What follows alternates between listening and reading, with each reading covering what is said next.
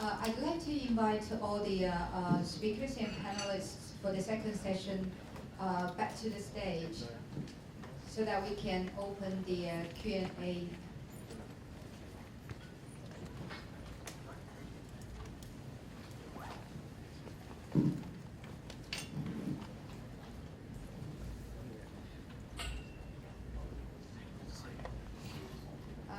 Okay, any questions from the audience?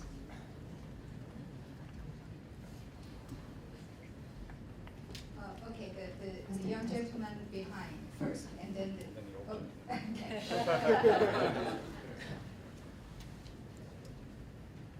Sorry. Oh, sorry.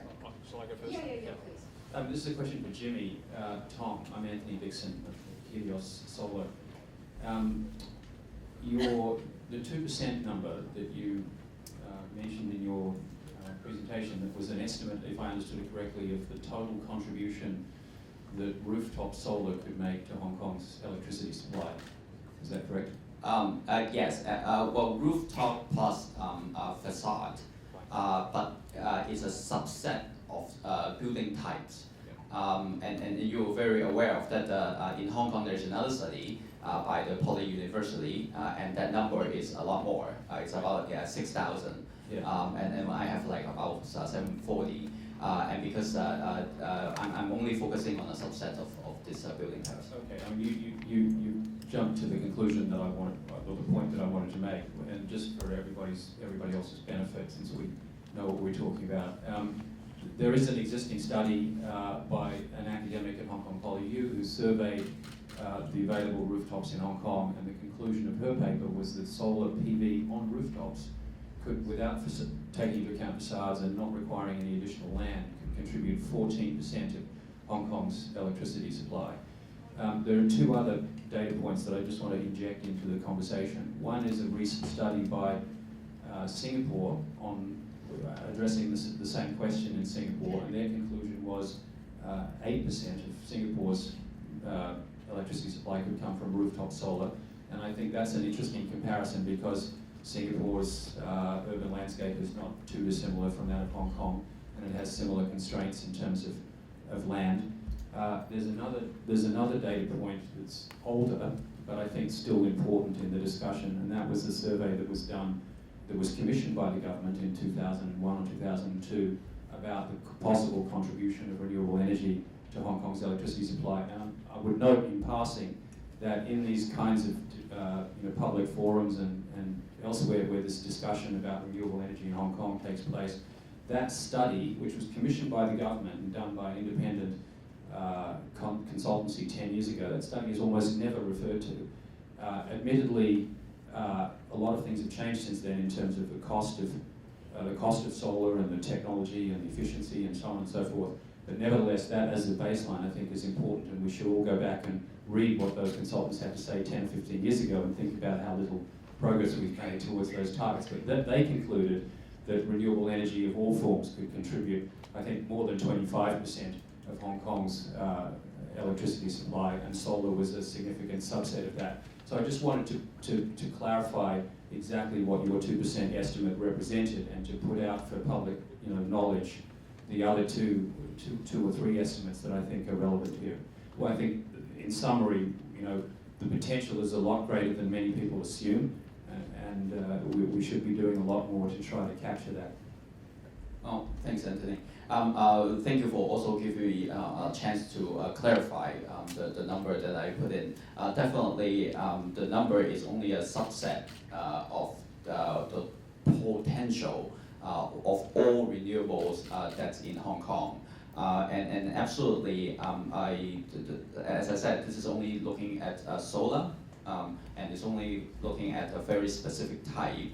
And the message is that currently, with all these high-rise buildings that were already built, that will already do 2%, which is much better than what our current energy mix that we have in renewable. So I'm all for the kind of like a quick conclusion that Hong Kong definitely can do more. And not only PV, and we said like wind, and also even tidal and ocean energy that we normally call it, that can combine with a lot bigger contribution. This biofuel that we can do. One of the things that I'd like to add to that is that with all our project experience and when we go through the development, we see that basically we need the government policy, and that's sort of like a couple of these message from this morning. Is that all over the world, the economics is very important, except the fact that we don't have the externality that's embedded in our power price. So that's actually it just a very different approach. So that if we put those all things considered, including the environment, that we actually can drive through the economics and through this technology. So that's kind of how I would like to expand it. Is there any additional comments? Yeah, the young gentleman. Hi, Bong Nikyabas, Forbes Asia. I have two quick questions while I have the mic. First, Mr. Lee, you described the importance of system reform. Could you elaborate what kind of system reform needs to happen for coal dependency to go down, to go hand in hand effectively with the technical support? And my second question for Mr. Jacobelli, could you elaborate on the kinds of concerns you have with the deregulated market? Specifically, what kinds of long-term, clear-cut policy objectives need to happen for there to be better service and stable pricing? Thank you. Yeah, for the first the items for the system reform, limitation of the coal consumptions, is already to adopt this kind of national policy in Beijing, Hebei, and the Tianjin area. We already adopted kind of limited coal consumptions, as reduced 2017. It's also to limit the kind of coal power, the kind of installations in the coastal region, include Shanghai and even Guangdong areas already, to do such kind of things. But in the future, now they have a discussion how to use the quota system for energy consumption by region. This is under discussion, but they should be adopted in the 13th five-year plan. But we don't know yet what kind of system should be the kind of system for energy. But it's for coal is for sure already.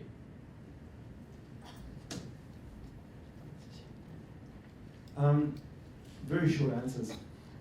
China, I have an enormous amount of confidence that the headwinds are going to be addressed, and that's because the power deregulation, or what they call in China, Xindiangai, new power reform, is still work in progress. China has been extremely open about some of the challenges that they face. They are taking it step by step, and they do understand that one of the challenges is how do you ensure that renewable energy is still going to be taken up by the power, by the grids, by end users, given it's so more expensive. It's just work in progress, and I have a high level of confidence. Hong Kong, the short answer is I don't have a clue. I mean, first you give me some kind of energy policy of any sort in terms of what Hong Kong wants to do, and then I can tell you about renewables. But again, I go back to, I think one is education, the fact that there are different prices, the fact that if you introduce, as I mentioned earlier, power reform in Hong Kong, deregulation, et cetera, price will become volatile. It's going to be demand and supply. Does the consumer really understand that? And then just the government putting in some policies. I mean, we've got some technical engineering evidence that there is some potential for renewables in Hong Kong, like some people make it out to be that Hong Kong can't build solar, can't build wind, can't do anything. There is potential. So I think Hong Kong need policy, which I have a very low level of confidence, given the track record of Hong Kong on energy policy.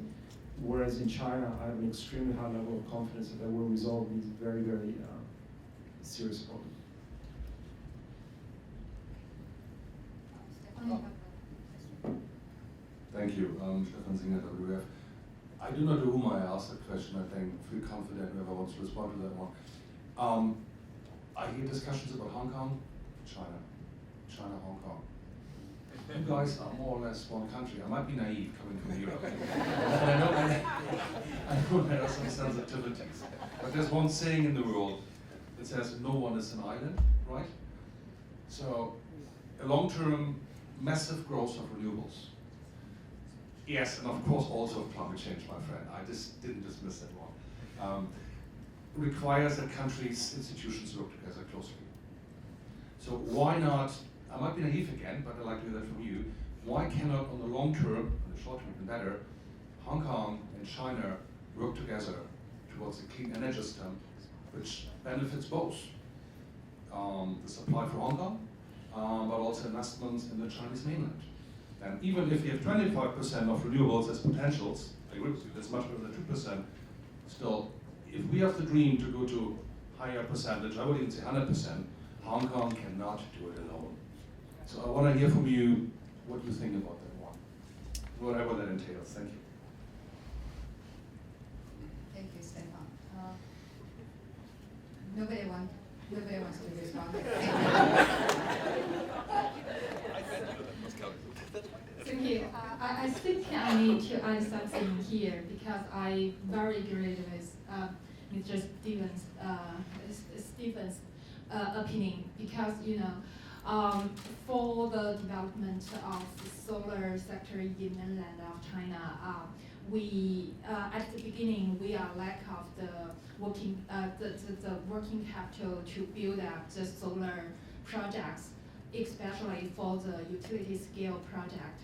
But I think Hong Kong as the financial center of China, it can have the sufficient fund to invest the solar project in the mainland of China with a stable and attractive investment return. And currently for the utility scale projects, the IRR is in the range around 12 to 40% with leverage.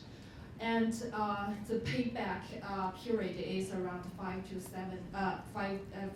8 years. I think it's very attractive for majority investors, and also it's including the opinions of green. So I think that is win-win solution for China and for the mainland of China and Hong Kong development for the solar industry.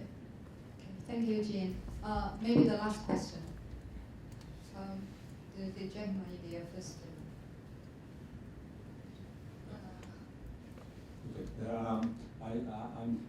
I'm glad to notice that speakers talk about distributed generations, micro turbine, etc., etc. I think once we have these ideas, we have to open up a lot of flexibility and opportunities. We always talk about renewability on rooftops, but why can't we integrate into our seafood infrastructures? Why can't we integrate into our bridges, in the highways? Look at the amount of acoustic panel along the highway. If there were all solar panels, how much energy they can generate? So I think we open up our mind. We can integrate into our infrastructure, micro turbine on the bridges. Why not? On the channels. So I think we should look into this possibility rather than focusing only on the roofs. Thank you for the comments. Sorry, just wait. We'll have another the lady. My name is Rita, and I was just at a conference on sustainable urban futures in Korea. There were 1,200 mayors, and I was thinking, why are we not a bit bolder? They were discussing on how can we turn cities into energy producing spaces. So why don't we target 100% renewables? I think maybe before lunch we need to have a bit bolder ideas. I think these ideas like just like 10%, 20%, it's not enough. And also the COP21, the 2% is already old. We are talking about 3 or 4% we need to reduce to do something about the disasters that we are facing. Thank you. Thank Thank you. Deputy Bev is fully supports your idea. And maybe we can leave the discussion to the afternoon session after you're energized by the lunch. Stu, yeah, thank you. Edwin now from Friends of the Hong Kong. My question is directed to Professor Johnny. Yes, since you have a lot of creative R&D developments in the renewable energies, the government and the two power companies in Hong Kong ever contacted you to seek for cooperations in making use of your technologies into real application for Hong Kong to reach the reduction of greenhouse gas targets that the Hong Kong government has set up? Well, thank you. I wasn't going to bring that up, but since you said it, I think this is the problem, one of the many problems about renewable energy in Hong Kong is we tried that, but we failed.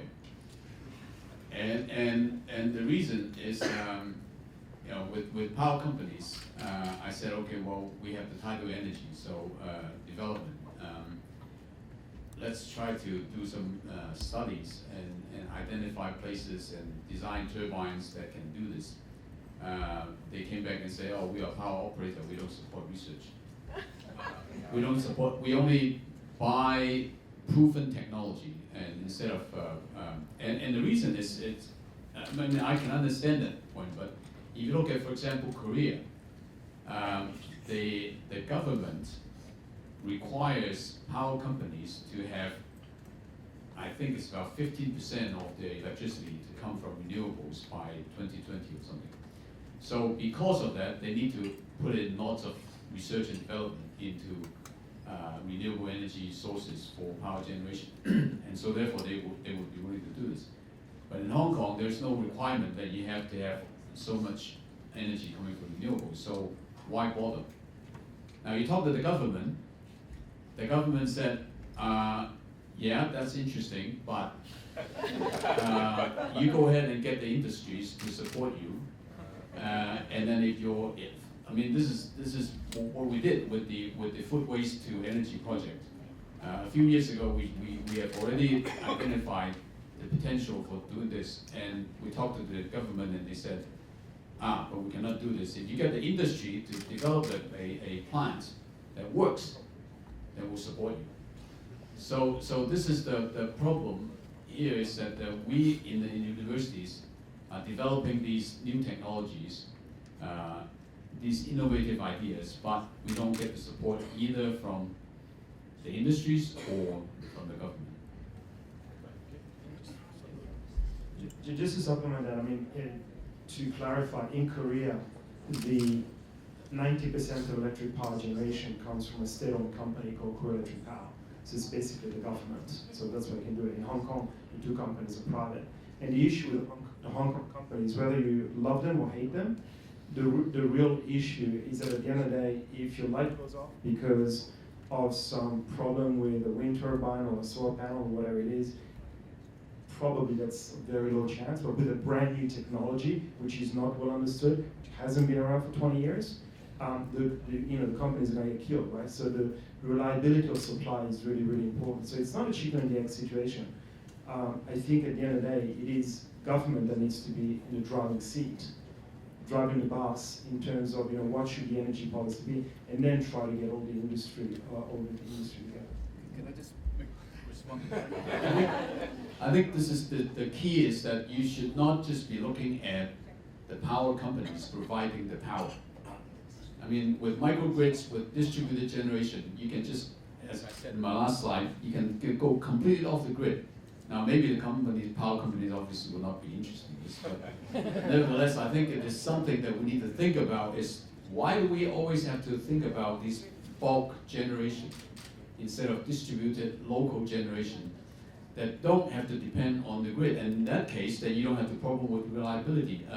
There are so many technologies about energy storage that you can do without having the problem of reliability.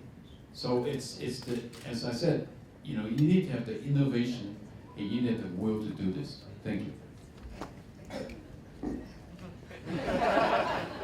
Right.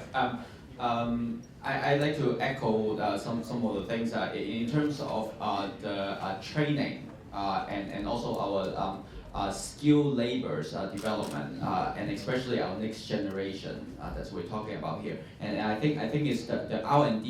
It's actually we'll be able to go locally in Hong Kong. We're able to create opportunity for our next generation. And I'm educated from the US, and I see that you need the local industry to actually feed in whatever innovative ideas that you have and try it out, and then run it and test it and demonstrate it. Then you can apply it, even elsewhere in the world. So I think it is from the government. It is from the industry. It's actually everybody because our future only coming from our next generation. And so having this new technology foster it from I'm trying to get more students for Johnny so that we'll be able to create something that we can benefit for everybody. Okay, thank you. I have to close the morning session. I'm repeatedly reminded that time is up. So according to the session in this morning, the transition for such a large economy like China is really not easy to a renewable future. But maybe we can do something together to make China part of the climate solutions. So that's my wrap up, to make it the shortest. And thanks for your warm discussion this morning. And would you please come back at 1:50 so that the session in the afternoon will start at 2 p.m. And the afternoon session will be more Hong Kong context. Thank you very much, and enjoy your lunch.